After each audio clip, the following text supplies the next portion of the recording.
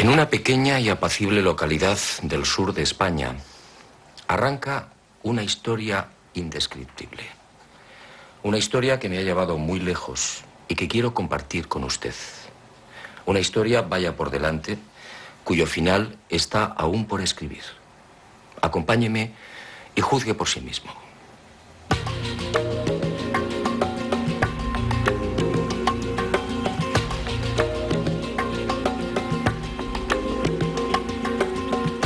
Todo empezó una luminosa mañana de julio. Dionisio Ávila es un hombre sencillo, muy querido y respetado por sus paisanos.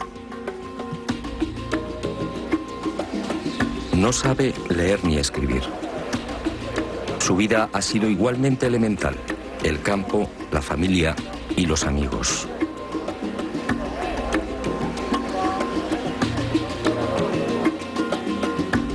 Hasta que un día surgió la sorpresa. Fue al mediodía de aquel 16 de julio de 1996.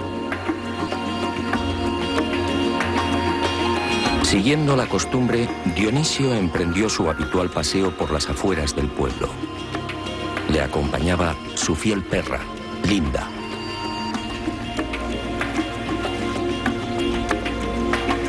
Ocurrió al llegar a lo alto de la loma de los Barrero, a poco más de medio kilómetro de Los Villares. Linda se mostró inquieta. En el lugar se percibía un absoluto silencio. Al principio, desconcertado, el testigo no supo qué hacer. Linda había desaparecido. Pero Dionisio continuó observando. ¿Qué era aquello? Sobre el cerro, flotando a 30 o 40 centímetros del suelo, acababa de aparecer un extraño objeto. Medía 3 o 4 metros de diámetro y presentaba una cúpula en lo alto. Era brillante como el cristal. Por debajo se escuchaba un ruido sordo. Movido por la curiosidad e ignorante de la naturaleza de lo que tenía ante sí, Dionisio decidió caminar hacia el aparato. Lo rodeó despacio, observando atentamente. En la cúpula descubrió 6 ventanillas similares a los ojos de buey. El testigo estuvo muy cerca, quizá a medio metro de la nave. Tentado estuvo de tocarla, pero no se atrevió. Y de pronto, mientras caminaba alrededor del objeto, el desconcertado Ávila observó algo en un lateral de la brillante cúpula. Eran unos no menos extraños símbolos, algo que le recordó un emblema. Algo que Dionisio describió como palo, cero, palo. Sin terminar de comprender, finalizó la inspección y relativamente tranquilo se dirigió al pie de una encina con el propósito de descansar. Pero la singular aventura no había terminado. A los pocos instantes, cuando Dionisio Ávila se hallaba a 4 metros del resplandeciente objeto, volvió la cabeza y los vio. Eran 3 seres. Se encontraban de pie junto a la nave. Eran altos. Vestían unos buzos ajustados e igualmente resplandecientes. Sus ojos eran rasgados y los rostros muy hermosos. Estaban alineados e inmóviles con las miradas fijas en Dionisio. Fue entonces cuando empezó a sentir miedo. Súbitamente, sin que el testigo supiera de dónde partió, surgió en el aire una pequeña luz, lo que Dionisio definió como un lucerillo, algo similar a la luz de una bicicleta. El misterioso objeto fue a caer directamente a los pies del asombrado anciano. Ávila no lo dudó. Se agachó y tomó el pequeño objeto. Pero, oh sorpresa, el lucerillo ya no era una luz. Era una piedra. Una piedra esférica con la superficie grabada por unos enigmáticos símbolos. Y entre esos signos, algo que Dionisio ya había visto en la cúpula de la nave. Palo, cero, palo. Cuando nuestro hombre, atónito, acertó a levantar la vista de la piedra, allí, en la loma, no había nada. Seres y naves se habían esfumado, y presa de un pánico incontenible, terminó huyendo, refugiándose en su casa.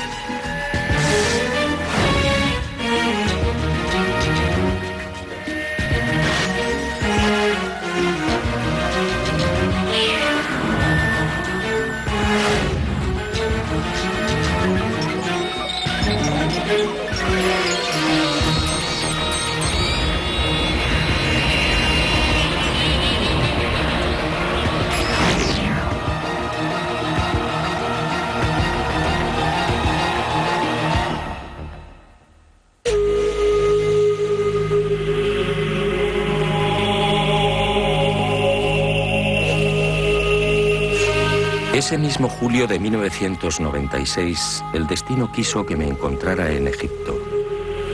Pero aquel no fue un viaje normal y corriente. Misteriosamente empujado por una serie de extrañísimas casualidades, me vi obligado a demorar la prevista ascensión al Sinaí, la montaña sagrada. Y mi esposa y yo decidimos relajarnos buceando en las cristalinas aguas del Mar Rojo.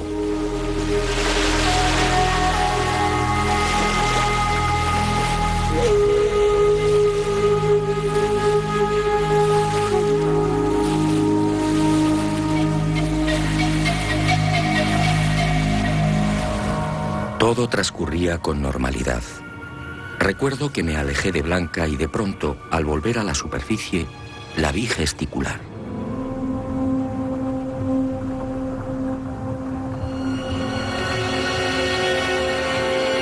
Al llegar a su altura, el corazón me dio un vuelco.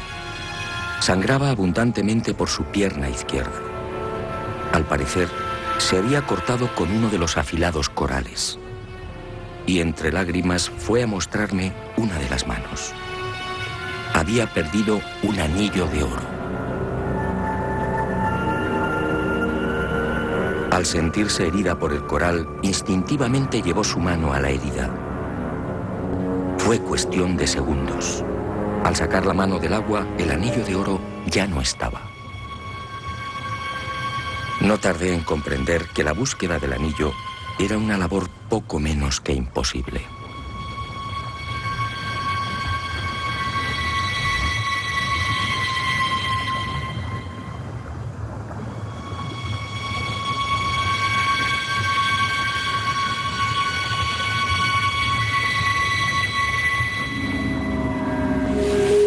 Y de pronto, sin saber cómo ni de dónde, se presentó ante nosotros un individuo joven. Me pareció egipcio, pero no podría asegurarlo. Y en inglés, con evidentes prisas, apremió a mi mujer para que saliera del agua. Es más, sin interesarse por la abundante sangre que emanaba de la pierna, la tomó por la muñeca, arrastrándola hacia la orilla. A mí, sencillamente, me ignoró. Todo su afán era sacar a Blanca de la mar. ¿Pero por qué? ¿Quién era aquel extraño personaje?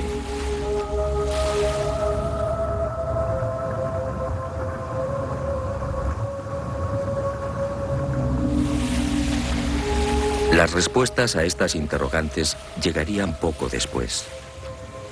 Los vi alejarse e incomprensiblemente, en lugar de seguirlos e interesarme por la salud de Blanca, di media vuelta. Y movido por una fuerza que no he conseguido explicar, me sumergí a la búsqueda del pequeño tesoro.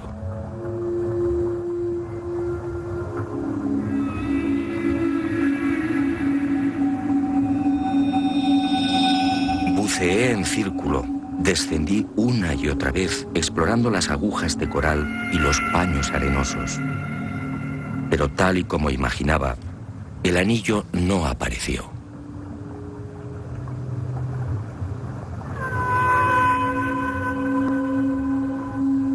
Una hora más tarde, el frío, el cansancio y la lógica decepción me obligaron a desistir. E inicié el regreso hacia la costa. Pero impulsado por un último afán, seguí buceando hasta casi rozar los corales con el pecho.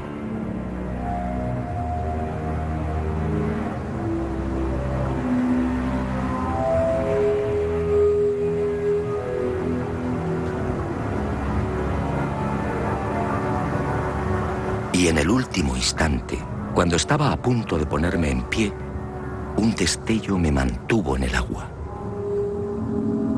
Me sujeté a los corales y fijé la vista en el reducido fondo arenoso que tenía ante mí. ¿Qué era aquello? Se hallaba casi enterrado, pero brillaba con gran fuerza. Increíble. Buscaba un anillo de oro y acababa de encontrar uno de plata.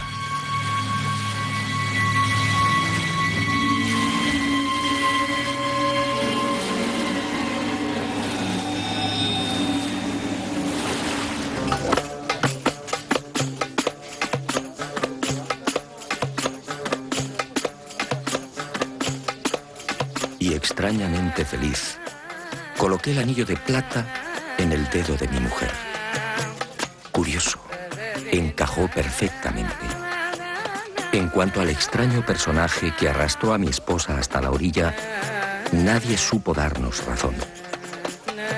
La búsqueda por Sar el Sheikh fue infructuosa. Ni Blanca ni yo pudimos entender su enigmático comportamiento, a no ser, claro está, que tuviera mucho que ver con el hallazgo del no menos misterioso anillo de plata.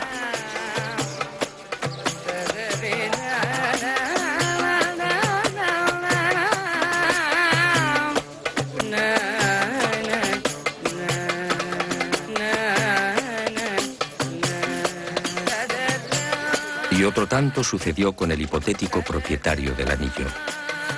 Todas las gestiones resultaron inútiles. Nadie lo reclamó. Nadie lo había extraviado. Parecía como si lo hubieran depositado en el fondo del Mar Rojo para que yo lo encontrara.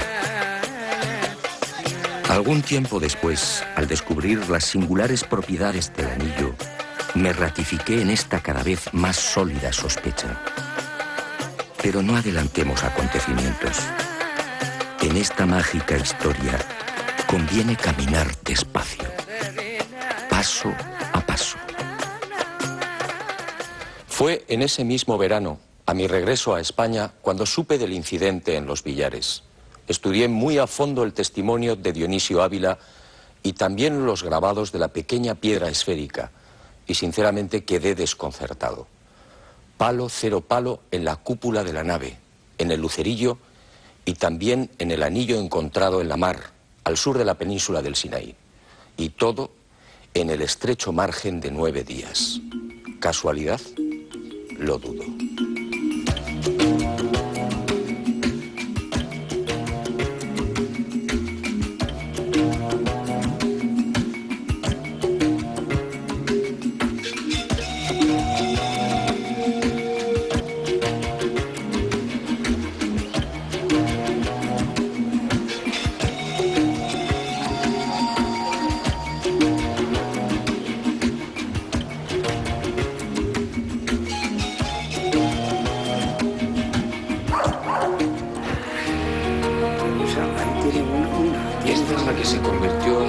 Como usted puede imaginar, desde que tuve conocimiento de este singular y fascinante encuentro, he interrogado a Dionisio en numerosas oportunidades y creo en la autenticidad de su experiencia. Pues bien, cada vez que lo he visitado, además de rogarle que relatara una vez más su desconcertante aventura, le he pedido que volviera a dibujar los símbolos que descubrió en la nave. Hoy, abusando de su amabilidad, vuelvo a rogarle que dibuje de nuevo lo que él consideró un emblema. Son piedras ver si la recuerdo. No tengo la vea. Yo creo que era. Y la ventanilla tenía un cerco. ¿Te me entiendes? Sí. ¿A qué clase de misterio me enfrentaba? Se trataba de un mensaje. Pero la extraña historia no termina aquí.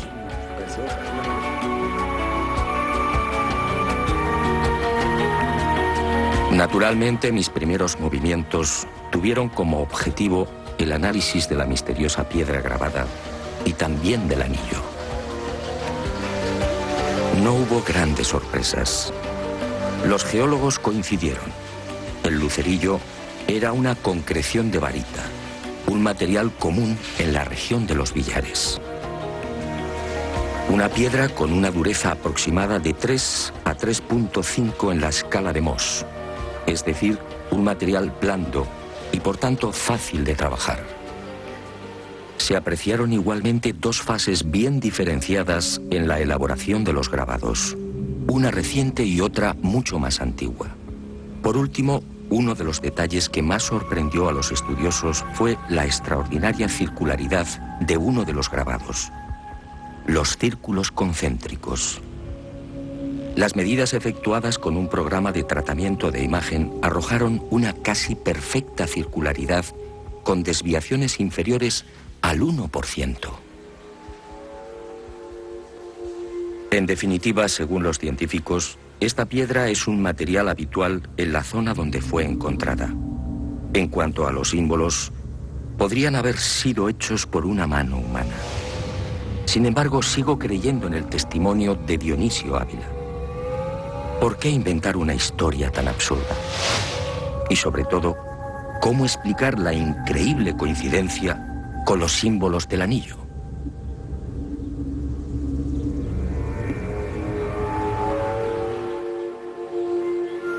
Y como si de un mágico plan se tratase, con el transcurrir de los días fueron surgiendo nuevas y sorprendentes casualidades.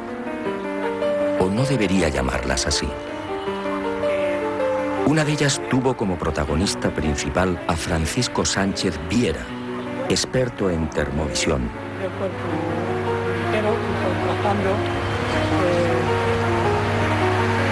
Un sistema especializado en la medición y fotografía de la temperatura de las líneas eléctricas y en general de cualquier cuerpo.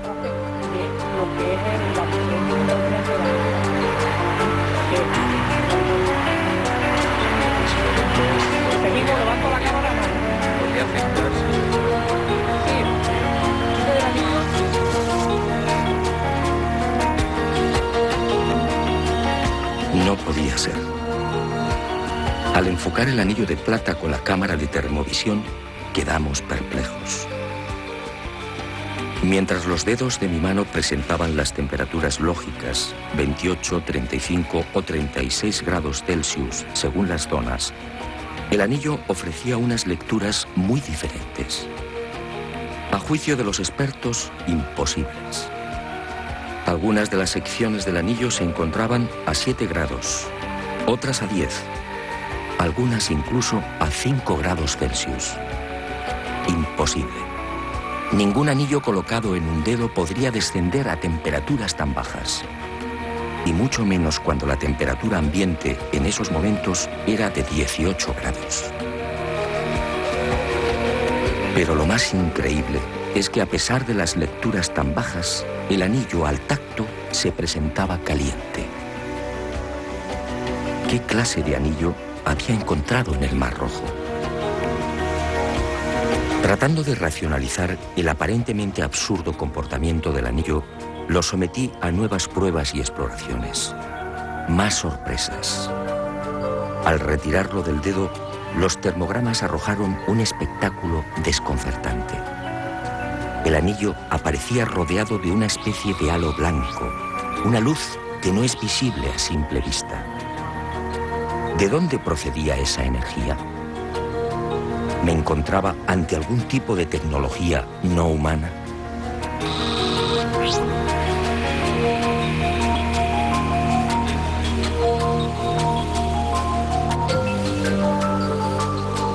Solo había un medio para salir de la irritante duda. Y así lo hizo. El anillo fue depositado esta vez en los laboratorios del Instituto de Ciencia de Materiales, dependiente del Consejo Superior de Investigaciones Científicas de España. Y fue sometido a nuevas pruebas, explorando sobre todo su naturaleza interna. El microscopio electrónico fue implacable. El anillo se hallaba integrado por un alto pico de plata y otros componentes igualmente normales en este tipo de piezas: cobre, oxígeno y carbono. Tampoco las radiografías detectaron anormalidad alguna. El anillo aparentemente estaba formado por una aleación de lo más normal.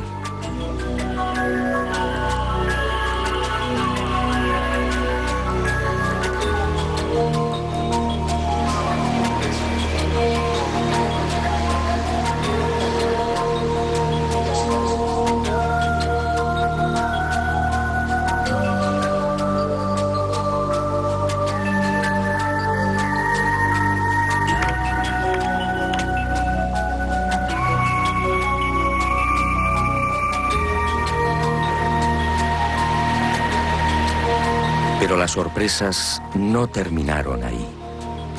Algunos de los especialistas que habían conocido la piedra esférica de los billares lo apuntaron en varias ocasiones. Aquellos símbolos guardaban gran semejanza con el alfabeto bereber, una lengua casi desconocida y que todavía se habla en el Sáhara. En una de mis pesquisas, mientras interrogaba a toda suerte de expertos en bereber, fui a tropezar con la imagen de una estela de piedra. Y en ella, entre otros signos, descubrí los ya familiares palo, cero, palo. ¿De nuevo la casualidad? No, por supuesto. Y en esos instantes supe que iba por el buen camino.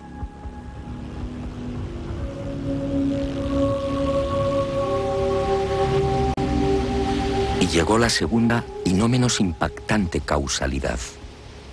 Enfrascado en las investigaciones sobre el lenguaje bereber, casi olvidé otra de las pesquisas abierta meses atrás a raíz del hallazgo del anillo.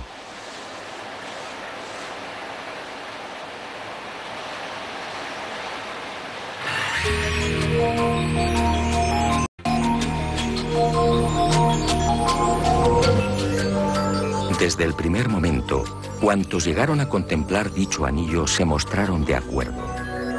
Los símbolos que lo adornan podían ser interpretados como un lenguaje binario, en este caso integrado por 9 unos y 9 ceros, 9 palos y 9 ceros. Y durante meses expertos en computación se afanaron por desentrañar aquel enésimo enigma. Los esfuerzos fueron inútiles. De la secuencia en cuestión solo se obtenían largas series de números sin orden ni sentido. Hasta que uno de estos especialistas, oficial de la Armada Española, tuvo una genial intuición. Una de aquellas endiabladas secuencias numéricas podía reducirse a unas coordenadas geográficas. La nueva y decisiva sorpresa estaba al caer. Cuando las coordenadas en cuestión fueron trasladadas a las cartas, el punto que apareció en el mapa me dejó perplejo. Tassili, una región al sur de Argelia, una región en la que se habla y escribe bereber. ¿Casualidad? Sinceramente lo dudo. Y a mi memoria llegaron viejas imágenes. ¿No era este el desierto en el que el célebre geógrafo, arqueólogo y paleontólogo Henry Lott había catalogado miles de pinturas rupestres? ¿No era este el lugar en el que fueron pintados extraños seres con escafandras y trajes espaciales? Y un presentimiento terminó echando raíces en mi aturdido corazón. Prudentemente, antes de adentrarme en el desierto argelino, estudié de nuevo las informaciones de Lott y de otros exploradores franceses. Y al consultar a la Universidad de Argel me advirtieron: muchas de las 50.000 pinturas existentes en Tassili se hallan destruidas o semidestruidas. Las diferentes expediciones francesas al Sáhara, en especial las de Lot, las habían arruinado. La técnica del calco directo sobre dichas pinturas rupestres fue una catástrofe. Pero quedaba una posibilidad.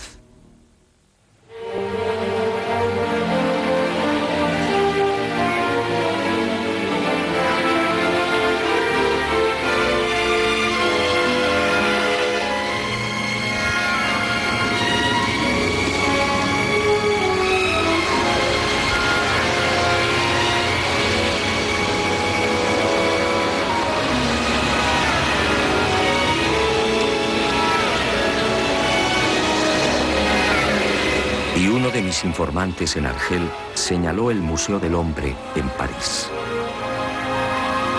Allí en los sótanos, casi en secreto, se conservan las copias de muchas de las pinturas de Tassili, tal y como eran antes de ser pulverizadas por Lot y su gente. Y el destino, una vez más, fue benevolente con este viejo soñador. Por primera vez, unas cámaras de televisión lograban penetrar en los sótanos del Museo del Hombre, confirmando las sospechas de la Universidad de Argel. Más de 2.000 calcos, en efecto, permanecen en el olvido, amenazados por las ratas y la suciedad. Y Planeta Encantado los filmó en exclusiva. Aquello, sin embargo, no fue suficiente. Algo seguía empujándome hacia el corazón de Argelia. Tenía que pisar el Tassili.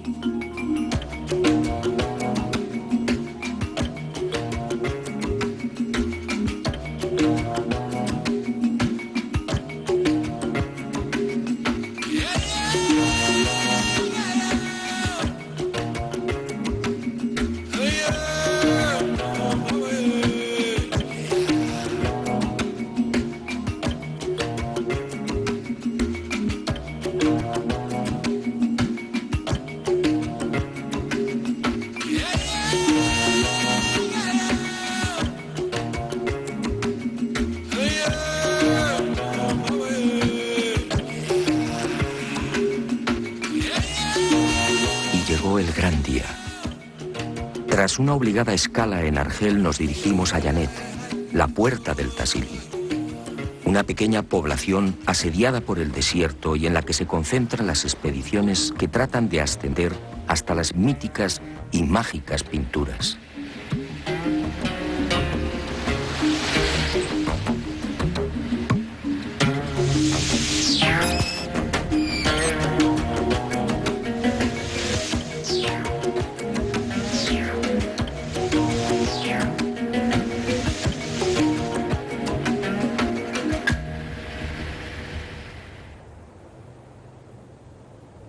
Obligado en el que se contratan guías, porteadores, provisiones, agua y caballerías. El Tassili no dispone de carreteras o pistas. El camino solo puede hacerse a pie. Y tras varias jornadas de preparación, el equipo al fin se dispuso a librar la primera gran batalla.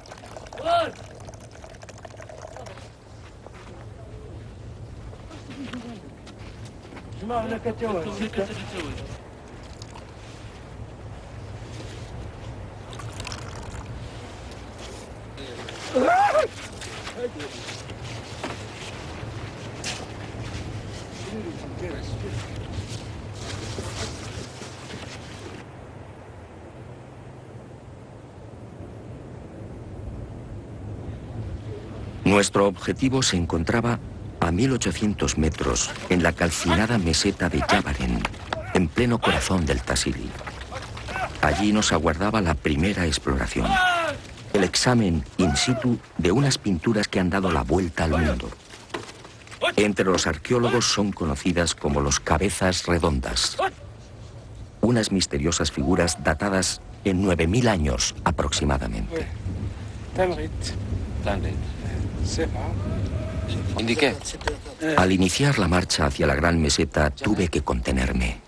Ardía en deseos de llegar y verificar qué clase de conexión podía existir entre los llamados cabezas redondas, el suceso de los billares y el desconcertante anillo de plata.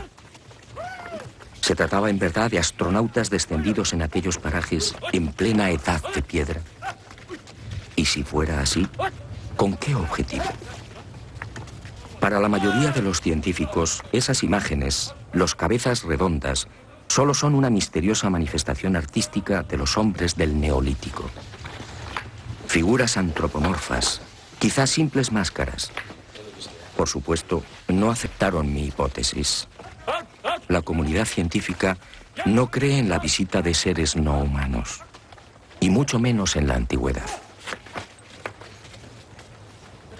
La ascensión se prolongaría durante 6 interminables horas, y fue más dura de lo anunciado. A la violenta inclinación del terreno y a la agresividad de barrancos y desfiladeros vino a sumarse un calor tórrido y sofocante y el permanente peligro de los escorpiones y las cerastes, la víbora del desierto, agazapada bajo las piedras o en las brechas del granito. El tortuoso camino nos obliga a desviar las reatas de burros. Los animales caen una y otra vez, y el guía previsor los dirige por una senda más larga y menos penosa. Aún así, 2 de los asnos caen fulminados por el esfuerzo. Finalmente, la expedición corona la cima de la gran meseta.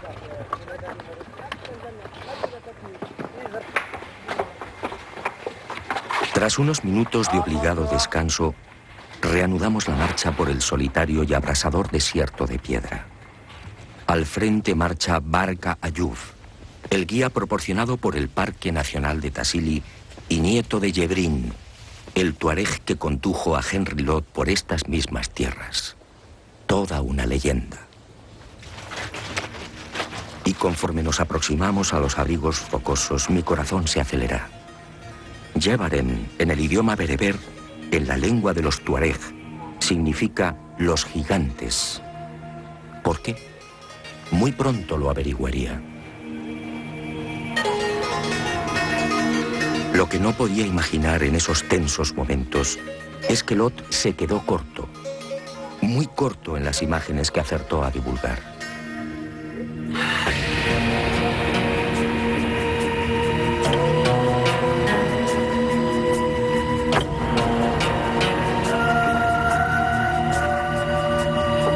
Los cabezas redondas, allí estaban.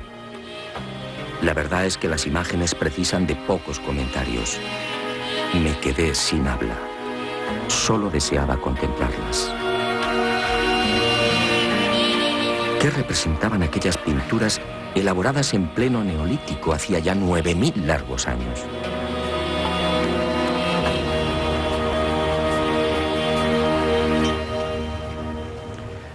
A partir de aquí, nuestra expedición al Sáhara se convertiría en una borrachera de imágenes. Es mucho lo que quiero mostrarle, pero antes permítame que me detenga en un detalle de especial importancia para comprender mejor lo que ocurrió en este lugar en la noche de los tiempos. Al examinar las escenas de caza y los animales, es fácil percatarse de algo realmente asombroso. Los artistas dibujaron siempre con una extraordinaria fidelidad. Los detalles son precisos, rigurosos. Las pinturas, en suma, son un fiel reflejo de lo que veían a su alrededor. Y si esto evidentemente es así, ¿qué podemos pensar de esas otras pinturas que la arqueología atribuye a la imaginación de los artistas?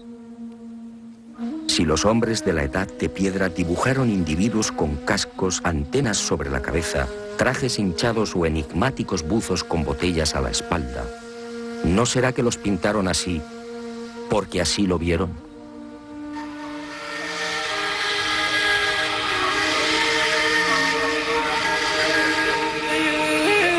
Hecha esta importantísima precisión, prosigamos con nuestros descubrimientos.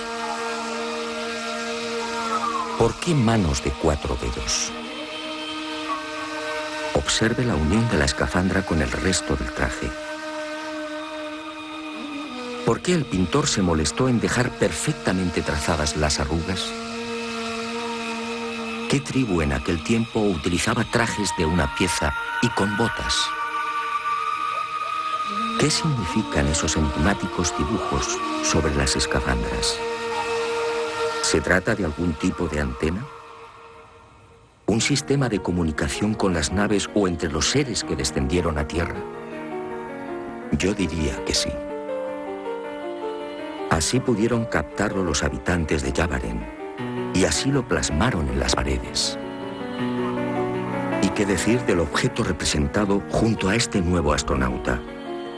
¿Pura imaginación del artista o el vivo retrato de una nave que lo acompaña en su descenso a tierra? Fíjese en la línea clara y contundente que marca la separación entre el casco y el traje. ¿Estamos ahora ante algún tipo de medusa como pretenden los arqueólogos?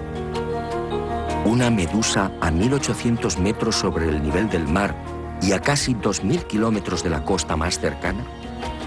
No, mi teoría es otra. Alguien, hace 9000 años, observó un objeto similar a este.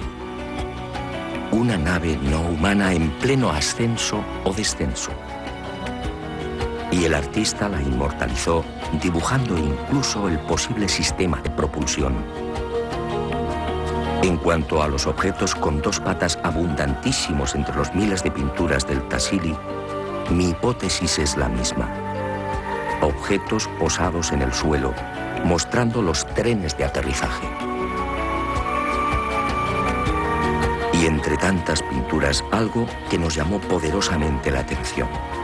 Unos círculos coloreados en rojo y blanco, dispersos aquí y allá, y con un diámetro siempre idéntico, 18 centímetros.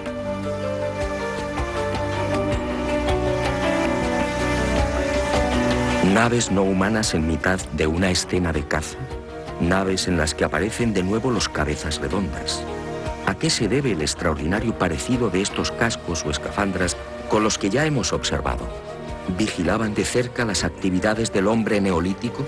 Y un detalle muy significativo. ¿Por qué el artista se recreó en uno de los extremos de la media luna, dibujando esos pequeños trazos? ¿Quiso dejar constancia de algún tipo de iluminación? Hoy lo sabemos, son miles los casos investigados en los que estos objetos no humanos se aproximan y parecen observar a los testigos. Naves que espían todos nuestros movimientos. ¿Por qué no iban a hacerlo hace 9000 años? La expedición prosigue por el desolado y abrupto desierto. Cada jornada exige un nuevo esfuerzo, entre 10 y 15 kilómetros para alcanzar la siguiente estación pictórica. Y siempre a pie. A la meseta del Tassili no llegan los 4x4.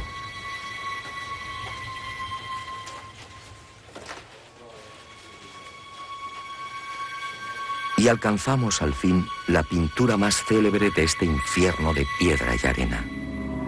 La imagen de 3 metros que Lot bautizó como el gran dios marciano. Nueva decepción. Como tantas otras, esta también se halla muy deteriorada. Los calcos de Henry Lot casi la han borrado. Y debemos acudir de nuevo a las copias del Museo del Hombre para mostrarla tal y como la pintaron en la Edad de Piedra. ¿Qué puede pensarse ante una imagen como esta? ¿Qué vieron en realidad los antiguos habitantes de Yavaren?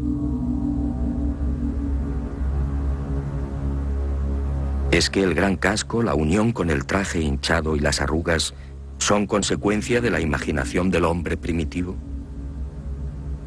¿Y por qué esa considerable talla? ¿No es más lógico pensar que el autor de la pintura llegó a presenciar la realidad física de un ser enfundado en un traje espacial? Un ser quizá gigantesco que obviamente tuvo que impresionar y aterrorizar a los naturales del lugar. De ahí probablemente nace el nombre de Yavaren, los gigantes. Trajes hinchados, sí, muy parecidos a los de nuestros astronautas. Trajes provistos de cinturones, botas y con un perfecto cerramiento a la altura de las muñecas. Criaturas flotando en aparente estado de ingravidez. ¿Desde cuándo el hombre de la Edad de Piedra podía soñar con unas vestiduras semejantes y con movimientos de esta naturaleza? Otro gigante, el llamado Dios con orantes. Otra criatura de difícil comprensión, a no ser que admitamos que el artista pintó lo que en verdad tenía a la vista. ¿Un ser con 4 brazos y largas orejas o antenas? Yo también dudé, hasta que supe del caso registrado en 1955 en Riverside, California. Allí, al menos 7 testigos vieron a plena luz del día una criatura prácticamente igual a la que ahora tenía ante mí. ¿Casualidad? No lo creo.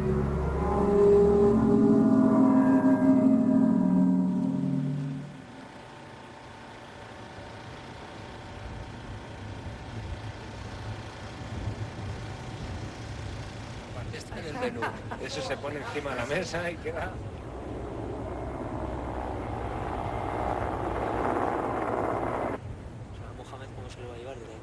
Y el Sáhara argelino se cobra una nueva víctima. Esta vez se trata de Mohamed, nuestro cocinero.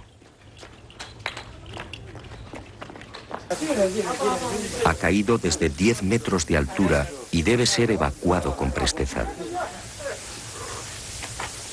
Pero el equipo no se rinde.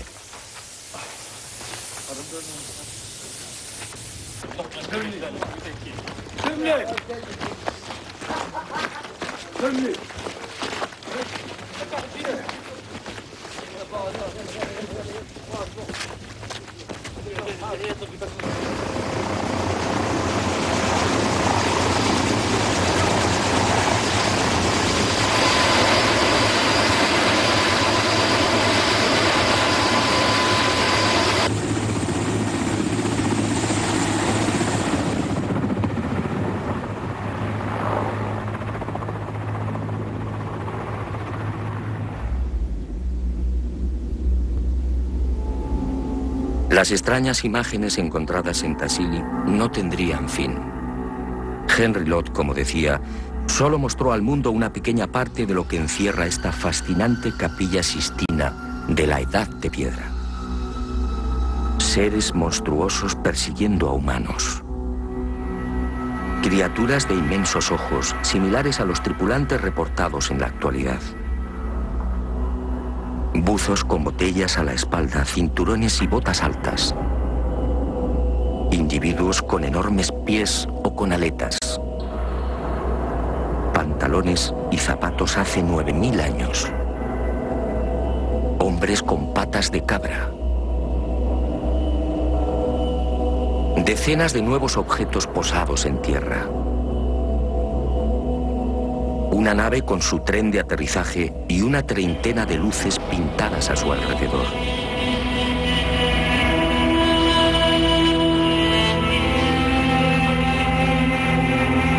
Y siguen los gigantes. ¿Se trata de un ser humano? Otra criatura de enorme cráneo se presenta fundida con la imagen de un objeto circular al que el pintor ha dotado de una serie de largos apéndices. Como en escenas anteriores, estos trazos solo pueden indicar luz o sensación de movimiento. Nuevos objetos con idénticos apéndices. En uno se aprecian los mismos dibujos que lucen las escafandras de los cabezas redondas. Y un capítulo igualmente desconcertante. Animales desconocidos. Si los hombres del Neolítico pintaron lo que veían con exquisita fidelidad, ¿qué son estas figuras? ¿Hipopótamos con dientes de carnívoro? ¿Avestruces con 4 patas? ¿Felinos con 8 dedos en cada mano? ¿Centauros? ¿Unicornios? ¿Pero cómo es posible? Siempre creímos que centauros y unicornios eran pura leyenda. ¿Seres con cabeza de insecto? ¿Estaríamos ante algún tipo de experimento genético por parte de los gigantes que descendieron en Tassili? Los misterios, en efecto, se empujaban unos a otros.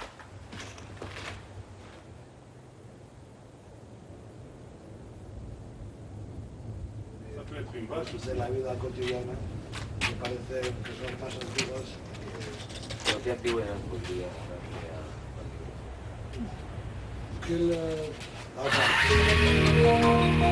Pero sin duda una de las pinturas que más me impresionó fue la localizada en plena meseta de Yavaren. Y la he dejado para el final con toda intención. También la erosión y los desaprensivos han terminado arruinándola. Pero lo que queda de ella resulta muy significativo. No conocemos su antigüedad con exactitud, pero según las modernas técnicas basadas en espectrómetros de aceleración de masas, utilizadas en pinturas de la misma etapa, esta que usted contempla podría remontarse a 8.000 o 9.000 años. Quizá más.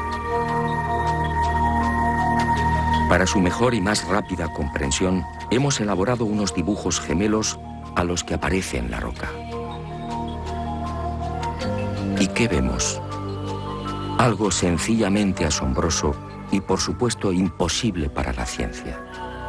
Un ser con escafandra y ligado a un objeto circular por un tubo. Un objeto a su espalda perfectamente trazado con una doble línea y con no menos extrañas llamaradas o luces en su interior. Un ser que porta algo a la espalda. Algo similar a lo utilizado por nuestros astronautas. Un ser que parece arrastrar hacia sí o hacia la nave a un total de 4 mujeres desnudas. Una de ellas con un niño. 4 mujeres de claro perfil negroide. La pintura no precisa muchos comentarios. ¿Qué sucedió en este lugar hace 8.000 o 9.000 años? ¿Se mezclaron los gigantes con las hijas de los hombres? ¿Se llevaron a cabo experimentos genéticos? Como decía el maestro, quien tenga oídos, que oiga. Una mano mágica parecía habernos llevado hasta el corazón de Argelia. Las coordenadas marcadas por el anillo de plata habían acertado de pleno. Ahora estaba seguro. En aquel bello y abrasador desierto, en plena edad de piedra, unos seres no humanos descendieron y actuaron. ¿Se trataba de los mismos que fueron vistos en España y que arrojaron la piedra esférica a los pies del testigo? No me di por satisfecho. Aún quedaban algunos enigmas por despejar.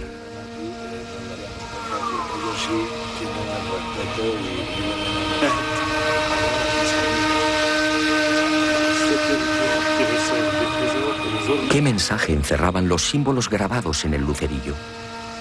¿Qué relación guardaban con el Sáhara? ¿Qué había detrás de aquella fascinante historia? La aventura, en efecto, apenas había comenzado.